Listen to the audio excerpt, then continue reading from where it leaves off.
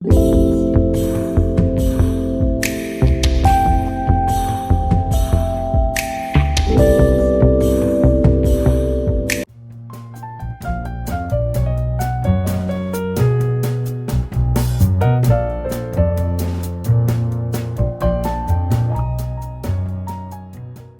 everyone, my name is Noah Schleter and welcome back to my podcast, Noah's Topics of Economics. This is number 2, or our second podcast. For this podcast, we are going to be talking about desalination and the process of it. So there's going to be 3 main questions that we are going to try and answer and learn about. So for question number 1, it's going to be, how does desalination work and where in the U.S. is it used? What are the advantages of desalination and why should the government invest in it?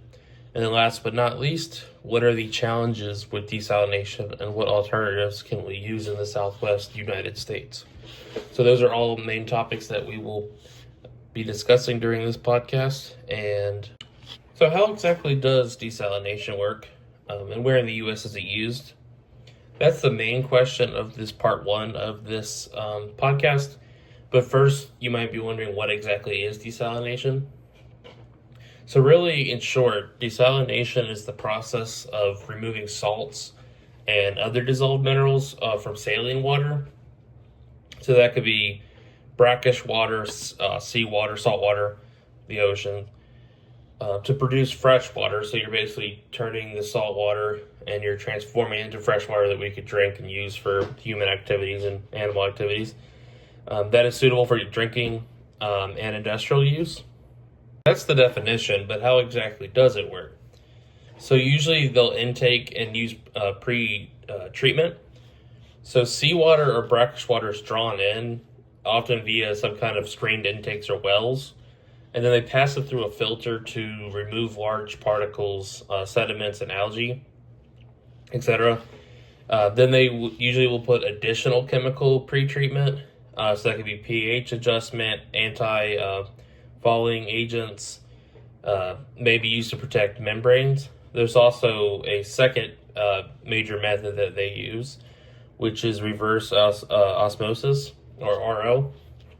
So in RO, the feed water is pushed through like a semi-permeable membrane under high pressure.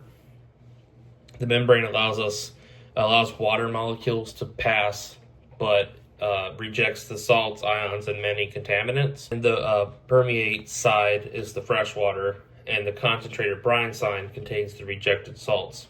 So because of the pressure and osmotic forces, energy is a major cost driver. There's also post-treatment.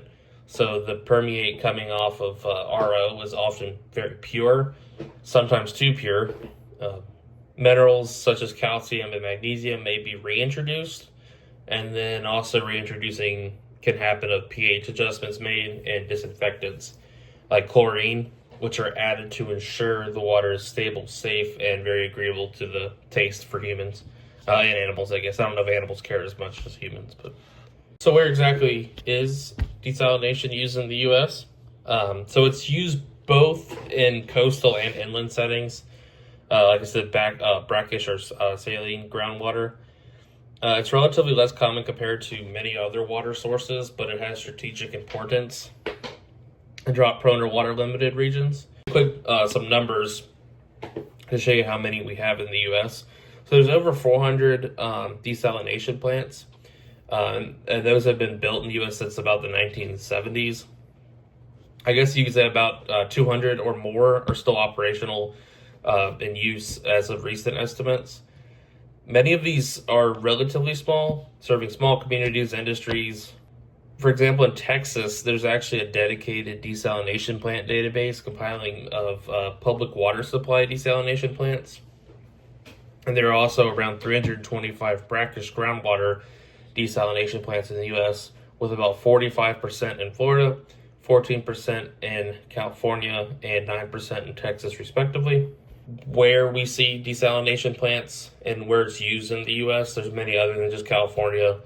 Like I said, there's Florida, which they, of course, have a very high share of brackish groundwater, especially on the in the inland. Texas, like I said, which is particularly used in coastal areas. Yuma, Arizona, supposedly is a very big hotspot for desalination plants. And there's also been many, those are probably the four biggest. So yeah, it's mostly coastal cities. Obviously, there's kind of a running theme with their very largely populated states, and also these states tend to be, besides Florida, Texas, and California have a lot of parts that are very dry and desert-like. So of course they could always use more fresh water because that's vital to humans and animals, and lots of plants and agriculture. So as I said, with part 2, we're going to be looking into the question, what are the advantages of desalination and why should the government invest in it?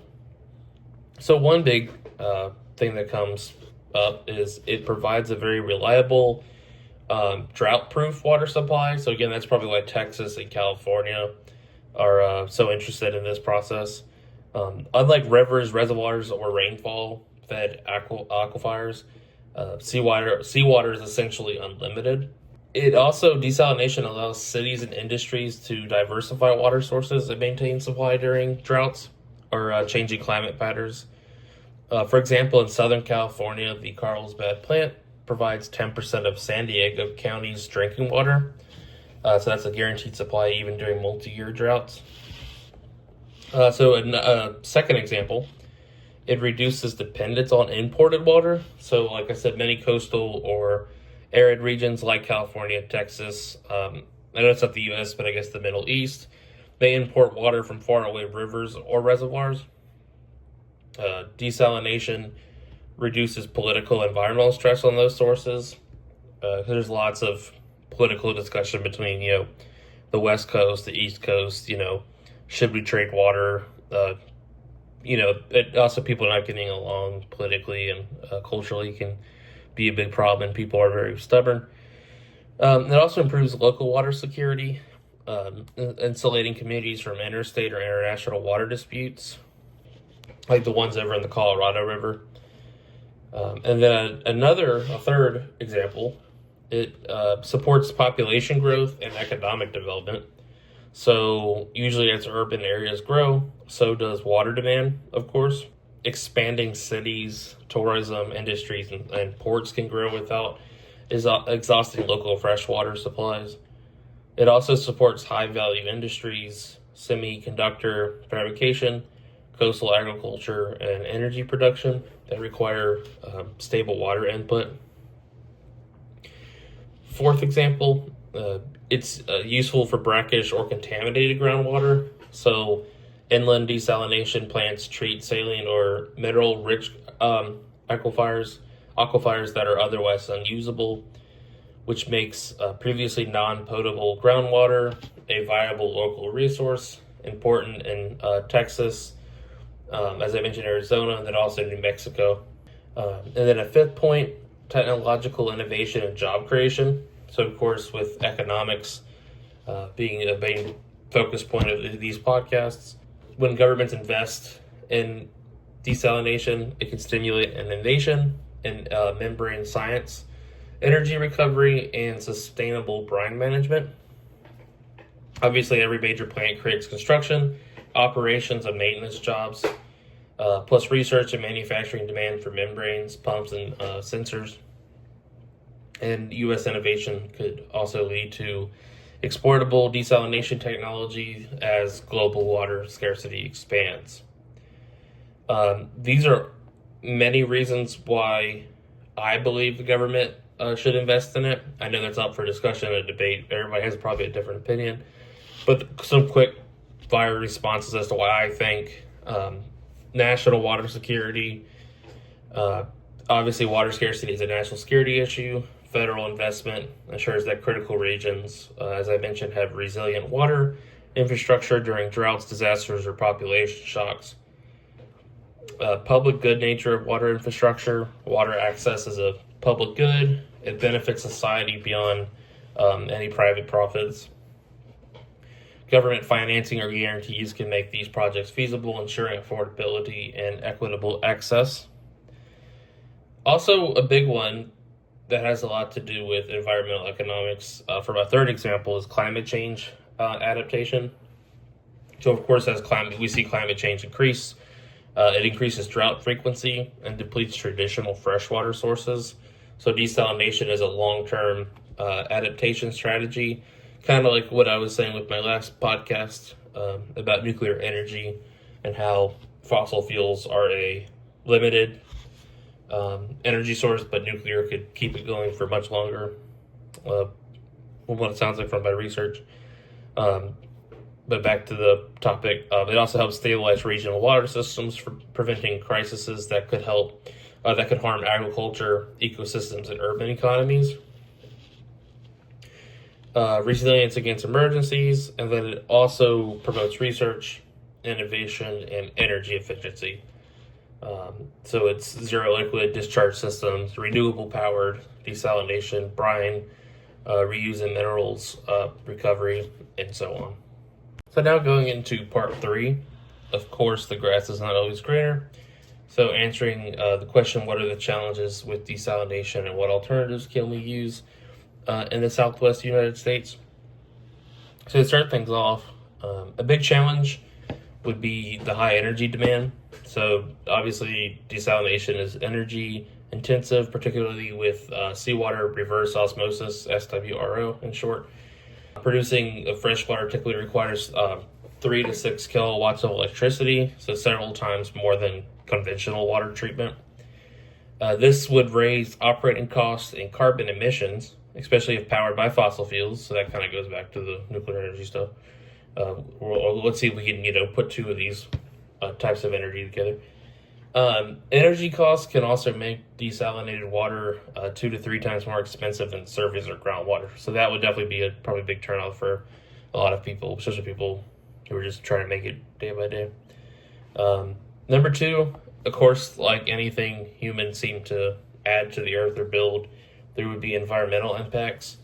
So with brine disposal, the leftover concentrate is twice as salty as seawater and may contain treatment chemicals.